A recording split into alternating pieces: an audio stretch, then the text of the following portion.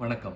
இந்த வீடியோவில் வந்து நம்ம இந்திய பங்குச்சந்தையை பாதிக்கக்கூடிய மிகவும் முக்கியமான ஒரு ஃபேக்டரை பற்றி தான் பேச போகிறோம். அது வந்து அதாவது வெளிநாட்டு முதலீட்டிற்கான எஃப்ஐஐஸ் வந்து இந்திய பங்குச்சந்தையை அதிக அளவில் வந்து வித்துட்டு வராங்க லாஸ்ட் ஒரு 2 இயர்ஸாக.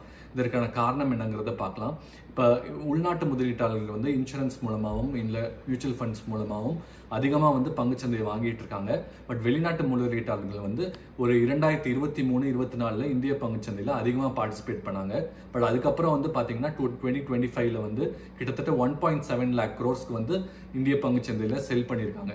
ஸோ அதை விட இன்னும் என்ன பார்த்தீங்கன்னா இந்த வருஷத்தில் அதாவது 2026 ஒரு 5 months மட்டுமே போன வருஷத்தில் செல் பண்ண அந்த 1.7 lakhs அதிகமாக ஒரு 2 lakhs crores மேலே அதிகமாக ஒரு 5 மாசத்துல வந்து வித்துட்டு போயிருக்காங்க. ஸோ இதனால வந்து மிகவும் வந்து அதிகமாக செல்லிங் ப்ரெஷர் வந்து இந்தியன் மார்க்கெட்ஸ்ல இருக்கு. இதற்கான காரணம் என்னன்னு பார்த்தோம்னா 2 விஷயங்கள். ஃபர்ஸ்ட் வந்து இந்தியன் வேல்யூவேஷன்ஸ் வந்து ரொம்ப அதிகமாக இருந்துச்சு. அதே நேரத்தில் வந்து மற்ற ரிலேட்டிவாக வந்து மற்ற கண்ட்ரிஸ் கம்பேர் பண்ணோம்னா ஒரு பிரேசிலோ இல்லை வந்து சைனா கம்பேர் பண்ணும்போது ரொம்ப ரிலேட்டிவலே அட்ராக்டிவாக இருந்ததுனால அவங்க இந்தியாவில் செல் பண்ணிட்டு அந்த மாதிரி மார்க்கெட்ஸ் போனாங்க. ரெண்டாவது முக்கியமான விஷயம் வந்து ஆர்டிஃபிஷியல் இன்டெலிஜென்ஸ் ரிலேட்டட் பிளே.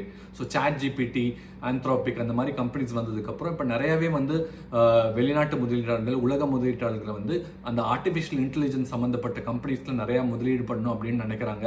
குறிப்பாக சொல்ல போனோம்னா வந்து சாட் ஜிபிடி போக இப்போ கொரியாவில் வந்துட்டு நம்மளோட எஸ்கே ஐனிக்ஸ், சாம்சங், டைவானில் டிஎஸ்எம்சி, மைக்ரான் இந்த மாதிரி கம்பெனிஸில் வந்து ரொம்ப இது பண்ணுறாங்க. ஸோ இந்த மாதிரி கம்பெனிஸ் இந்த கண்ட்ரி வந்து கிட்டத்தட்ட 2 times 3 times வந்து க்ரோ ஆயிருக்கு லாஸ்ட் ஒரு 1 yearக்குள்ள ஒரு ஷார்ட் ஸ்பேன் ஆஃப் டைமில். ஸோ அதனால வந்து அவங்க low growth anti AI place ஆன இந்தியா மார்க்கெட்டில் வந்து நிறைய செல் பண்ணிட்டு அந்த பணத்தை வந்து கொரியா, தாய்வான், ஜப்பான் மற்றும் அமெரிக்காவில் வந்து ரொம்பவே இன்வெஸ்ட் பண்ணுறாங்க. ஸோ இதில் வந்து அவங்க ரிட்டர்ன்ஸ் வந்து ரொம்ப எக்ஸ்ட்ராடனரியாக வந்துட்டு இருக்கு.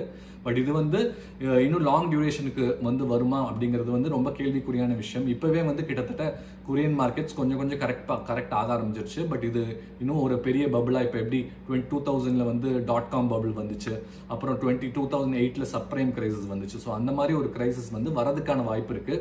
அது எப்போ வருங்கிறது இன்னும் ஒரு 6 மாதம் ஆகலாம், இல்லை ஒரு வருஷம் கூட ஆகலாம். பட் அது வரும்போது வந்து உலக மார்க்கெட்ஸ் வந்து ரொம்பவே விழுவும். அதில் இந்தியாவும் கொஞ்சமாக விழுவும். இப்போ அமெரிக்கா வந்து ஒரு 30% விழுகுதுன்னா அந்த இந்தியா வந்து ஒரு 10% விழுவும். ஸோ அது வந்து நம்மளோட பாட்டமாக இருக்கும். ஸோ அந்த மாதிரி ஒரு டயத்தில் வந்து நம்ம இன்னுமே அதிகமாக புஷ் பண்ணணும் லம்சம் இன்வெஸ்ட்மெண்ட்ஸ். இப்போ வந்து நம்ம கிராஜுவலாக பண்ணணும். பட் அந்த மாதிரி டைமில் இன்னும் லம்சமாக பண்ணணும். அதோட வந்து எங்கே முதலீடு பண்ணால் எஃப்ஐஎஸ் திருப்பி வாங்க வரும்போது மெயினாக வந்து லார்ஜ் கேப்ஸில் தான் வாங்குவாங்க.